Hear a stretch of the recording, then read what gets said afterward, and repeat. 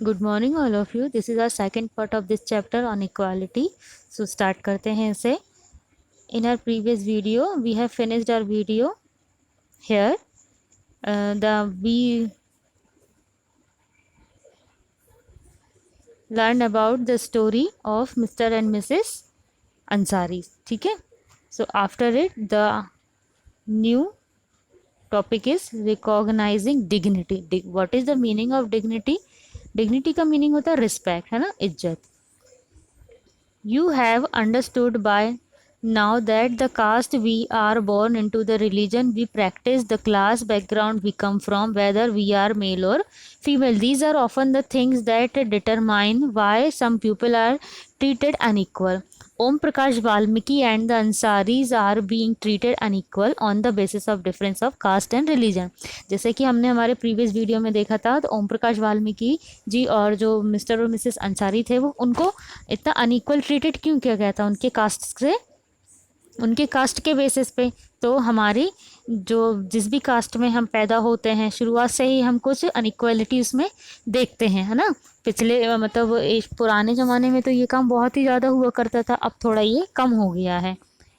When person are treated unequal, their dignity is violated. The dignity of both Om Prakash Valmiki and the Ansari was violated because of the way in the dignity of both Om Prakash Valmiki and the Ansari was violated because of the way in which they are treated. So हमने जैसे कि पढ़ा था ओम प्रकाश वाल्मीकि और जो mister और Mrs Ansari थे उनकी जो डिग्निटी, उनकी जो रिस्पेक्ट थी वो वायलेटेड हुई. क्यों? क्योंकि उनको जो डिसरिस्पेक्ट मिली थी उससे, है ना. क्यों ट्रीट किया गया था उनको इतना बुरे तरीके से? क्योंकि because of caste system. By picking on him and making him sweep the school because of his caste, Om Prakash Valmiki schoolmates and teachers hurt his dignity badly and made him feel as if he was less than equal to all other student in the school.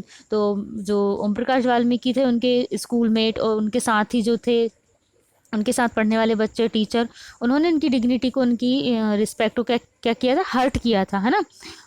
और उनको ये feel कराया कि वो उन लोगों से कहीं ना कहीं क्या है, कम है. Being a child, Om Prakash Valmiki could do very little about the situation that he was in. तो मतलब एक बच्चा होते हुए जो ओम प्रकाश वाल्मीकि थे इन सब चीज़ों को वो समझ नहीं पा रहे थे कि आखिर ये है क्या.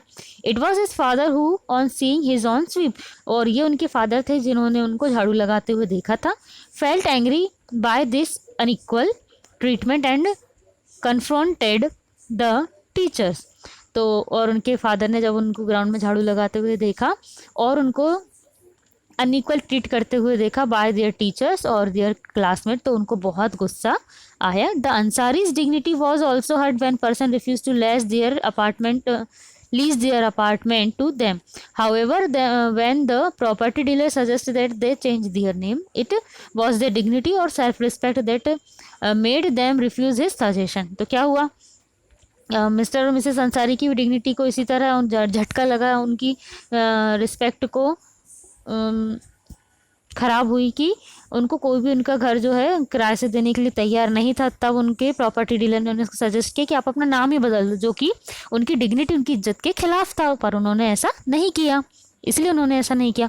ओम Prakash and the Ansari do not deserve to be treated like this. Om Prakash और जो अंसारी थे वो दोनों इस तरह का व्यवहार बिल्कुल भी डिजर्व नहीं करते थे, क्योंकि कास्ट के अकॉर्डिंग हमको इतना जो बुरा ट्रीटमेंट है वो किसी के साथ नहीं करना चाहिए. They deserve the same respect and dignity as anyone else.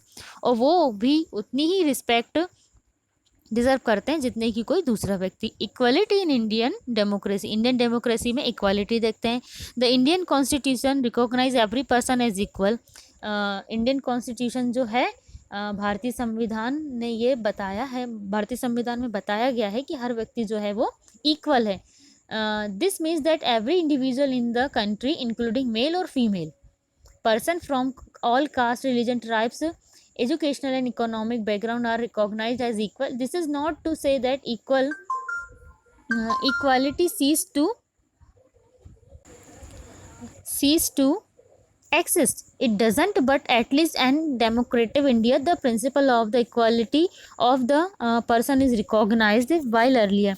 तो इसमें बताया गया है कि हमारे संविधान में बताया गया है कि हम किसी भी व्यक्ति से, चाहे वो मेल हो चाहे फीमेल हो, चाहे वो मेल हो फीमेल हो, उसका कोई सा भी किसी भी जाति का हो, किसी भी धर्म का हो, किसी भी जनजाति का हो, चाहे वो पढ़ा लिखा हो या नहीं पढ़ा लिखा हो, उसका सोशल स्टेटस कैसा भी हो, उससे हम इतने या इनमें से किसी भी बेस पे असमानता का व्यवहार नहीं कर सकते हैं, है ना। पर संविधान में लिखा हुआ है तो इसका मतलब ये नहीं है कि ये सारी चीज़ें यहाँ पर है नहीं, हमारे इंडिया में ये है नहीं, बिल्कुल है।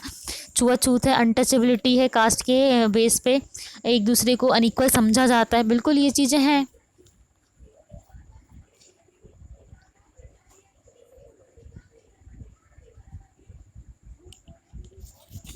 On law existed to protect people from discrimination and ill-treated. Now there are several that work is see the people are treated with dignity as and as equals. तो आज के समय में हम देख सकते हैं कि कोई भी व्यक्ति चाहे कोई वो काम छोटा काम हो या बड़ा काम, किसी भी तरह का कोई काम करता हो तो उसे इक्वल ही माना जाता है, इक्वली ट्रीट किया जाता है।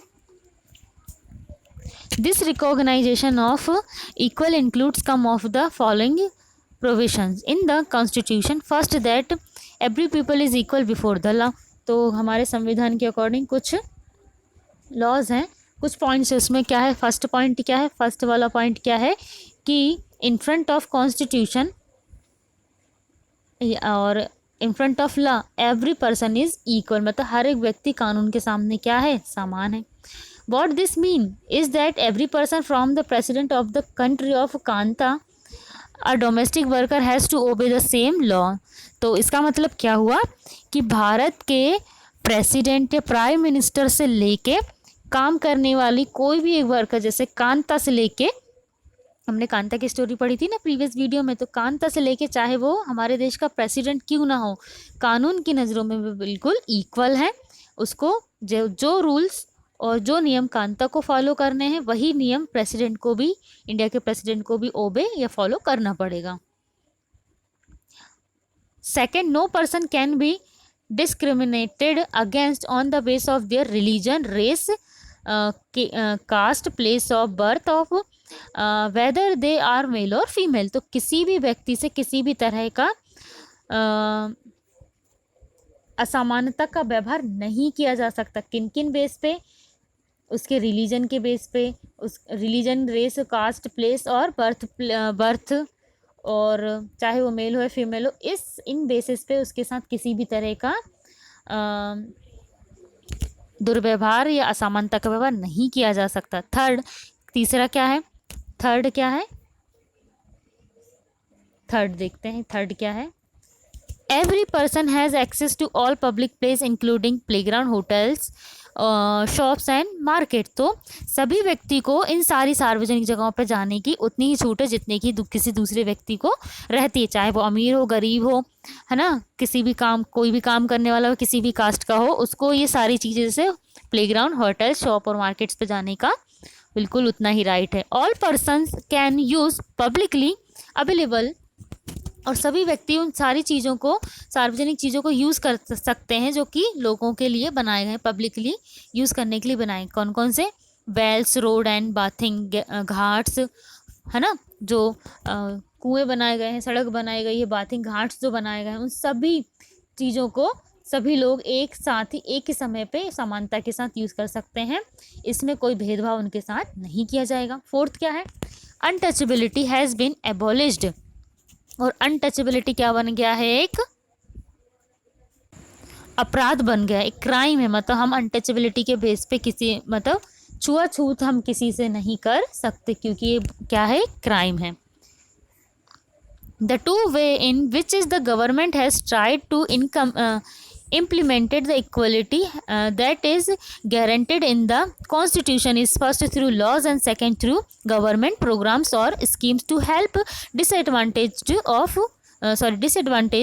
communities। तो जो इक्वालिटी है उसको बढ़ावा देने के लिए, मतलब लोग जागरूक हों, अपने राइट्स को पहचानें कि सभी इक्वल है। तो इसको करने के लिए गवर्नमेंट ने कुछ नियम भी बनाए हैं और कुछ वो प्रोग्राम्स भी चलाती है लोगों को अवेयर करने के लिए। रूल्स बनाए जैसे कि कोई अनटचेबिलिटी आपके साथ छुआछूत का व्यवहार करता है तो आप उसके खिलाफ केस फाइल कर सकते हैं, ठीक है। एक तो ये नियम कानून का हम सहारा ले सकते हैं।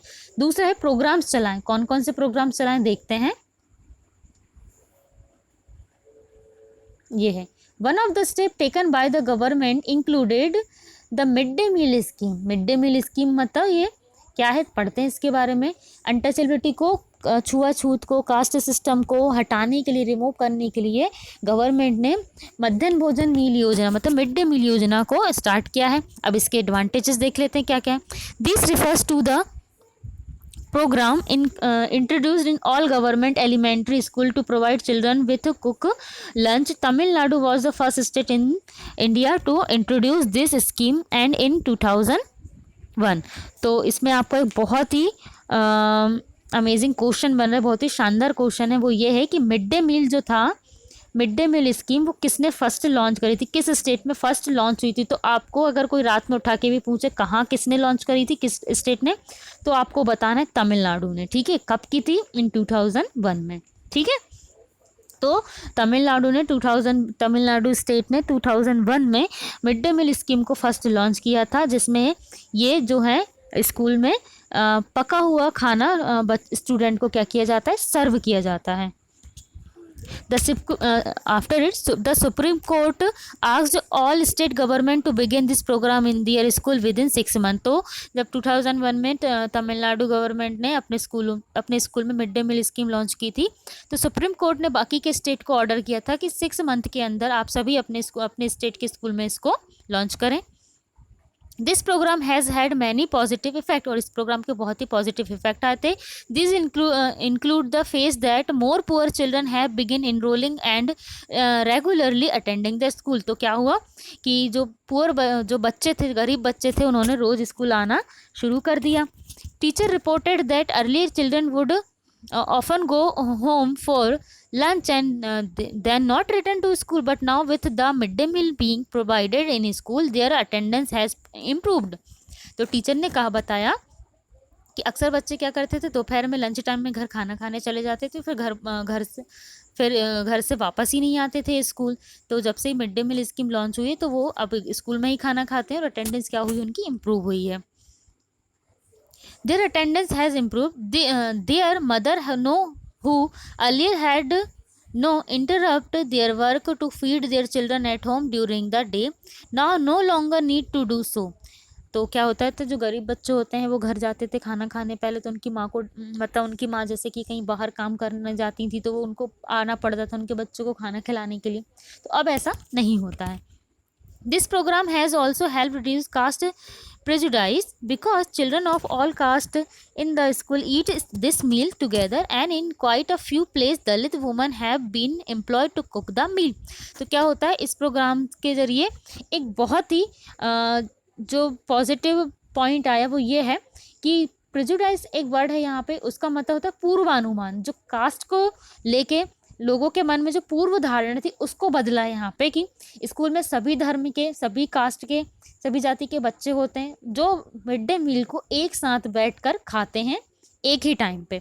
तो कास्ट सिस्टम यहाँ पे क्या हुआ है, रिमूव हुआ है ना। सभी बच्चे एक साथ खाना खाते, कोई अमीर नहीं, कोई गरीब नहीं, कोई ऊंची जाति का, कोई नीची जाति का नहीं मिड डे मील स्कीम में। और कहीं कहीं तो दलित वुमन जो थी, मतलब जो लोअर कास्ट की जो लेडीज़ हैं उनको वहाँ पे खाना बनाने के लिए अपॉइंट किया गया है।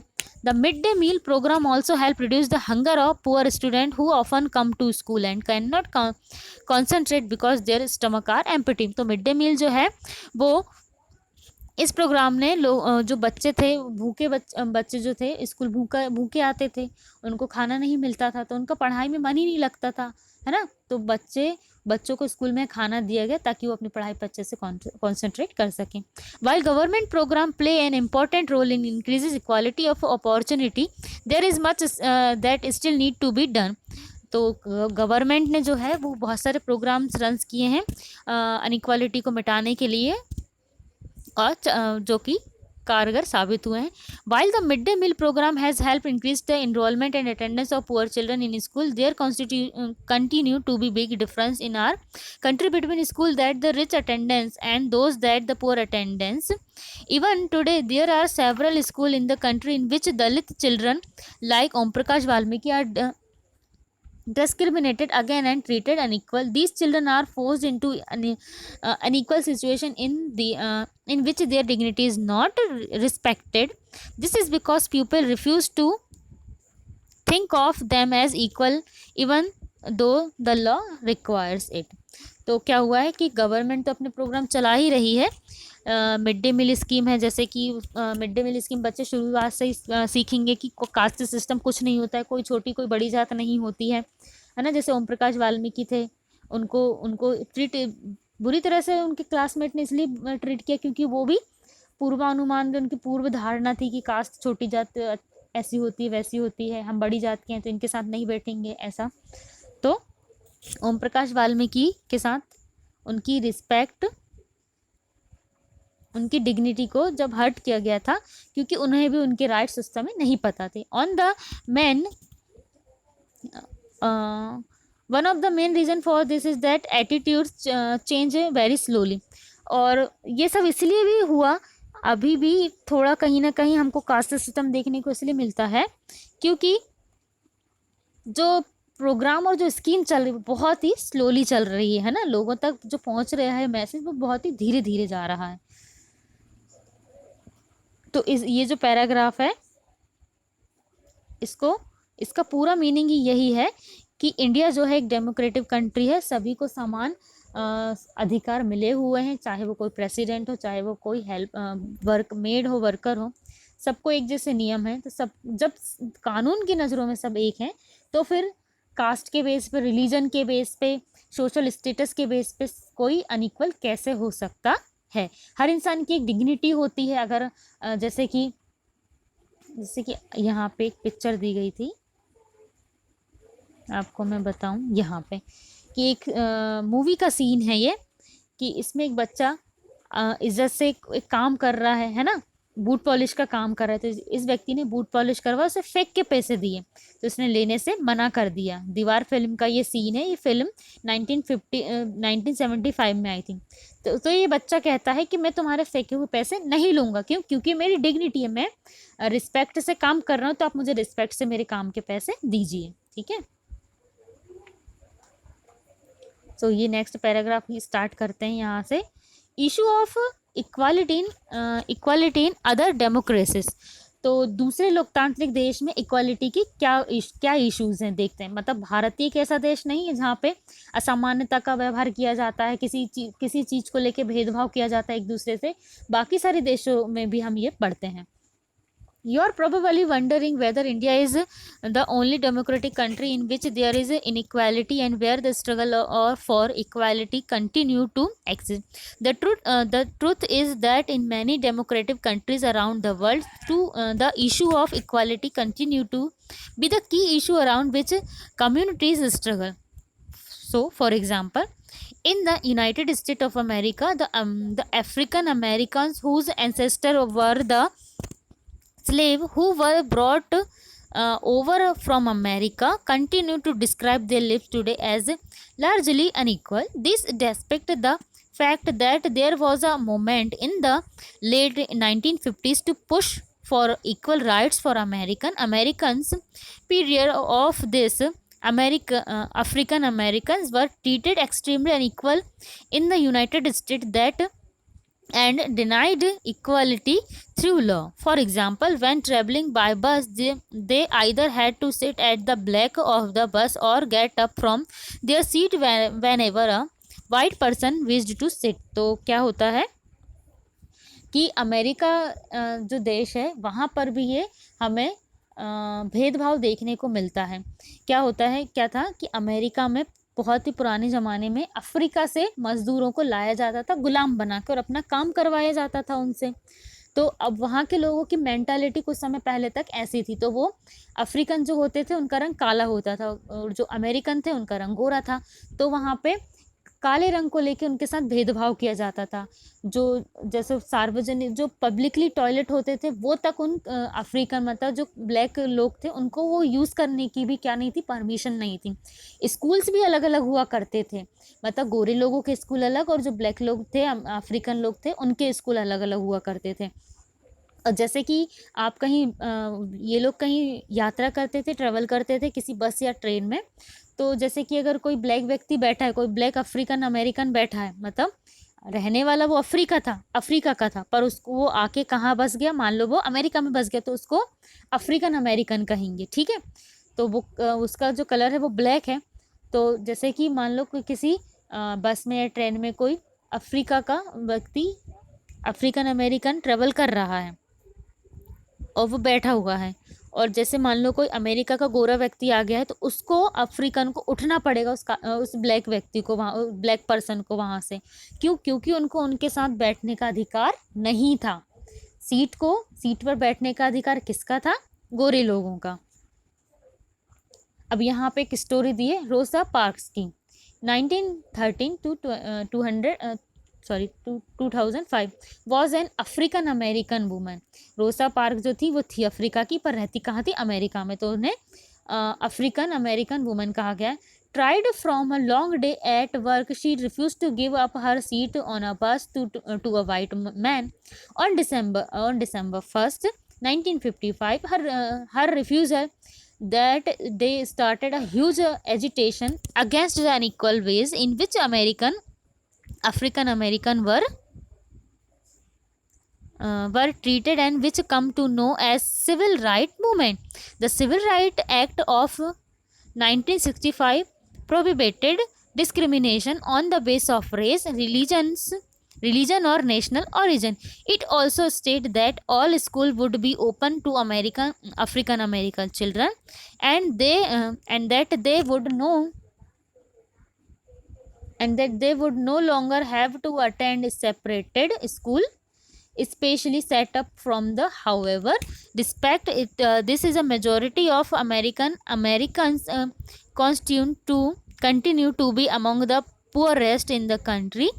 Most African American children can only afford to attend government school that have fewer facility and poor qualified teachers as compared to white students who either go to private school or live in areas where the government school are as highly rated as private school.